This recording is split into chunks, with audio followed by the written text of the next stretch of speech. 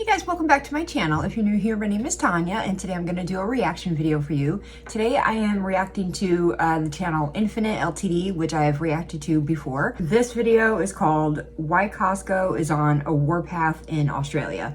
And this video was requested in Discord. I'm just now getting around to it. I apologize. So I'm going to start off by telling everybody I have never in my life been to a Costco. My town does not have a Costco in it. However, we do have a store called Sam's Club, and this store is owned by Walmart, and it's basically the exact same thing as Costco. And we do go to Sam's Club once in a while to get really great deals on bulk items that we like. That's what we go to that store for, but it's like a once in a blue moon kind of thing. We're gonna stop here because we need more toilet paper or whatever we need a bulk item of. So yeah, we do have Sam's, we do go to Sam's, but we do not have a Costco, and I have never been to a Costco.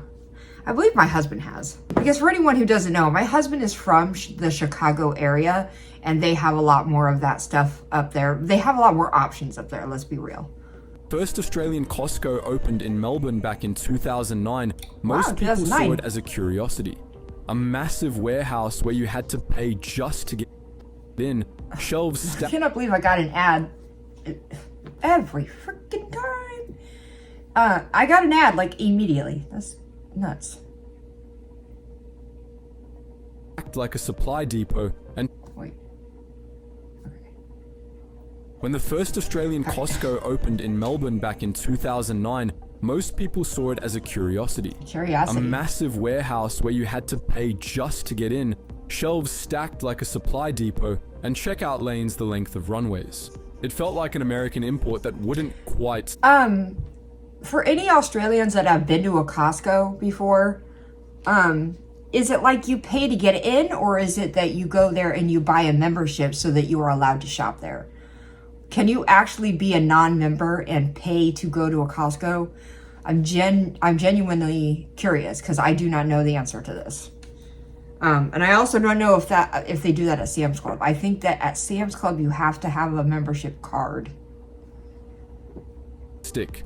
Fast forward to today, and the story's changed a lot. Costco now has 15 warehouses across the country, 15. With more on the way. And they've quietly figured out something big. Australians are more open to the Costco model. It starts with the membership. For around $65 a year, you get access to Costco's stores. That might sound like a barrier, but it actually changes the way people shop. When you pay to enter, you're committed. Honestly, it's worth it because I've heard Sam's Club has its own types of deals and sales and whatever, but Costco is a totally different, company. So I have heard from a lot of, I watch a lot of vloggers and things like this, and sometimes people will go into a Costco or whatever, and they say that they talk about some of the really great deals that you can get and how much money you can save on certain items, and that you're actually saving money because they're selling things at prices that no store will sell this item for, you know what I mean? Like really ridiculously cheap, and they are losing money out on these particular items because they put them towards the back of the store so that you walk through all the other aisles through the whole store and probably buy some big item that you wouldn't normally, and then you're getting the really cheap item, but you also bought a big item with it. And so that's how they are kind of able to do that, from what I have heard. So in my opinion, I think a membership is worth it. Same with Sam's Club. We don't go that often, but it's still worth it because we're getting bulk items that are so much cheaper than if we were to go to a regular store. I'm sorry, I promise I won't keep stopping and talking. You've already spent money, so now you want to get value. It turns shopping into a mission. And Costco doesn't even make most of its money from what you buy, it makes it from the membership fees. Globally, around 70% of Costco's profits come from those annual 70%? Sign-ups. That's why they can afford to sell products with razor-thin margins, often cheaper than Aldi or Coles, and still turn a solid profit. I don't know what a Coles is. Once you're inside, things feel different. A regular supermarket might carry 20,000 products. Costco stocks maybe 3,500, but every item is chosen to sell in volume. You won't find 10 brands of olive oil. You'll find 1 or 2 in bottles the size of your forearm. Okay. I don't know. I apologize. I know I keep stopping it. Just for anyone who's getting angry at me for this, I am a reaction commentary channel. If you guys want to see this video in its full, without any interruptions, I always link the original below. But my job is to give commentary on what I'm watching. And I heard that Kirkland, the Costco brand, is actually the same exact thing as like a really large name brand, or like other large name brands. So like they'll take, for example, was it Duracell? It was some big name battery company, and Costco will take that, let's just say it was Duracell. We'll take Duracell, and they will sell Duracell batteries, or have Kirkland batteries made in the Duracell factory, and put Kirkland name on it. So you're getting the exact same name brand batteries, but with the Kirkland price, which is cheaper. And they do that with lots of different things and different brands, from what I heard. And there are other stores who do this too. Like I think Aldi is one of them. That limited range means faster turnover, better deals with suppliers, and less decision fatigue for the shopper. But Costco's real genius is turning shopping into an experience. You don't stop by for a liter of milk and a loaf of bread. You go with a list and then throw it out the window when you see a 6-pack of paddleboards next to the frozen dumplings. And for many Aussies, it's starting to feel like the smart way to shop. A big part of that is Costco's private label, Kirkland Signature. This brand has a cult following in the US, and it's building one here too. But unlike traditional home brand products, Kirkland is known for being legit. Their batteries are made by Duracell. Their coffee is roasted by Starbucks. Even their wines come from top-tier producers. They just don't put their name on the label. And most of the time, it's better quality than what you'd get on a Kohl's shelf for less money. Right now, the stars have kind of aligned for this model. First, Costco needs space. Big space. And for years, that made it tricky to expand. But as cities like Sydney, Melbourne, and Brisbane sprawl further out, Costco's found its sweet spot, growing outer suburbs with young families, car-dependent households, and enough land to build the kind of warehouses they're known for. Second, with interest rates up, inflation rising, and food prices hitting painful highs, people are desperate for value. And not just value on paper, real savings. I wish we had a Costco. While Coles and Woolies are getting slammed in the press just for price hikes Kirkland and brand shrinkflation, alone. Costco comes in like the hero with bulk savings, transparent pricing, and that same hot dog and drink combo that's been $1.99 since forever. Dang. Third, bulk buying used to seem a bit so cheap. over the top, a bit American. But COVID changed everything. People started stocking up more. They cooked at home. They bought bigger packs to avoid more trips. I mean, I don't care who you are or where you're from. It's never dumb to stock up on items. Unless you're doing like something completely over the top and ridiculous, that would be what, 0.0001% of the population, you know? But like, normal everyday people, they're not gonna show up here and be buying things in a ridiculous amount, you know. They're gonna buy normal bulk amount, you know. I think I wish we had one. One of those I mean, we have a Sam's, but these days buying a 10-kilo bag of rice doesn't feel excessive. It feels efficient. What used to feel like overkill now feels like common sense. And it's not just families doing the bulk hauls. Small business owners, cafes, restaurants, caterers, they're using Costco as an unofficial supply chain. It's one of the few places where you can stock up in commercial quantities without going through a wholesaler.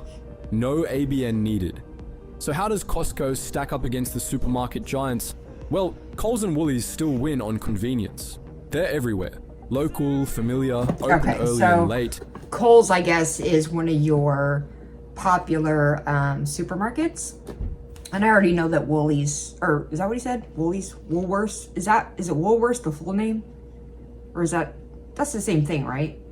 Anyway, and that's another one of your stores. So I've heard of that one. Kohl's is something I just learned today. You can duck in for milk or bread on the way home, and that's their strength. Meanwhile, Aldi's is still the king of simplicity and no frills value. The store layout is fast, the product range is tight, and prices are usually rock bottom. Illinois, look at if you're that! happy with what's on offer. But Costco plays a What are the odds? That's so funny. completely different game. It's designed for the big shop, the kind of haul you plan. It's a once a fortnight or once a month mission where you stock up, load the car, and feel like you've done something smart for your future self. And here's what's surprising. That model isn't niche, it's growing. In fact, Costco's Australian warehouses are some of the busiest in the world by sales per square meter.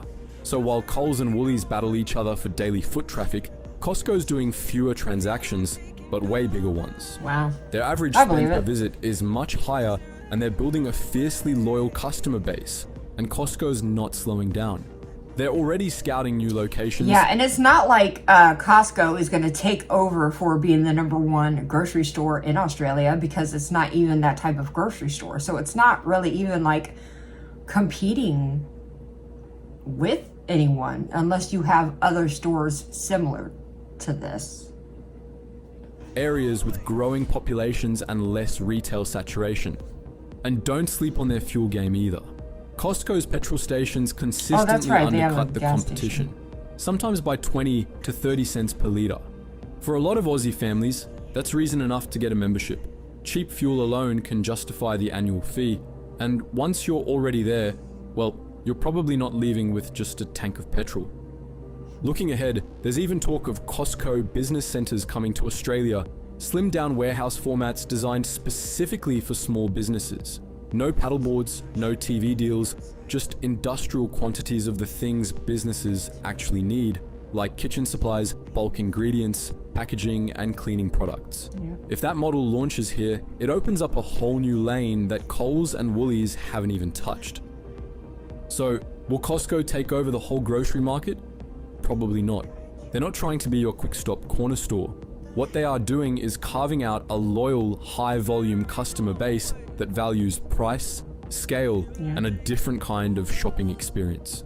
And once people buy in, they rarely go back, because Costco sells more than groceries. They sell a mindset, a feeling of being smart and in control of your household spend. Because at its core, Costco is about giving shoppers a sense of control, a feeling that they've outsmarted the system, that they've stocked up, saved money, and won the day. And let's be real, in this economy, that kind of confidence is rare. But we want to know what you think. Do you do your regular grocery haul at Costco? Or is the membership fee still holding you back? Is it worth the drive and the bulk sizes? Or do Coles, Woolies, and Aldi still win for you when it comes to everyday convenience? That was a really interesting video. Yeah, I think that the membership is worth it at places like that. I personally would not go out of my way to go there for gas. I'm speaking of like the one that we have here, not the Costco, but the Sam's Club, which is the exact same thing basically, because it would take me 25 minutes to drive there, and I'm not going to drive 20 to 25 minutes to get gas just to save money on gas, but I'm driving a 40-minute whatever round trip you know, to go get the gas. So for me, it's not about the gas. If I'm only needing gas, I would get the gas maybe if I'm there already shopping. The gas is a big one for my husband though at Sam's Club. Like he loves, like when he goes to Sam's, getting the savings for gas. Like he loves that. Although I think with Sam's Club, it's like points, and you can actually get your gas at another gas station with those points or something like that. I don't know if Costco is the same. I don't know why I just said Costco like that. I don't say Costco. We say Costco.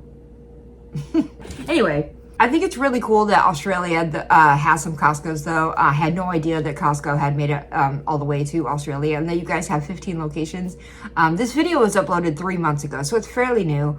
But yeah, I think that's really awesome. It's too bad that places like the UK can't get like a Costco, because they just don't have the space for it. They don't even have a space for like a Walmart, you know, type store. So I think these stores are great, you know, if you do like to buy things in bulk and save some money, and you have the space to do it, you know. Anyway, I enjoyed this video. If you guys enjoyed this video too, please give it a like, subscribe if you haven't done that yet, and I'll see you next time.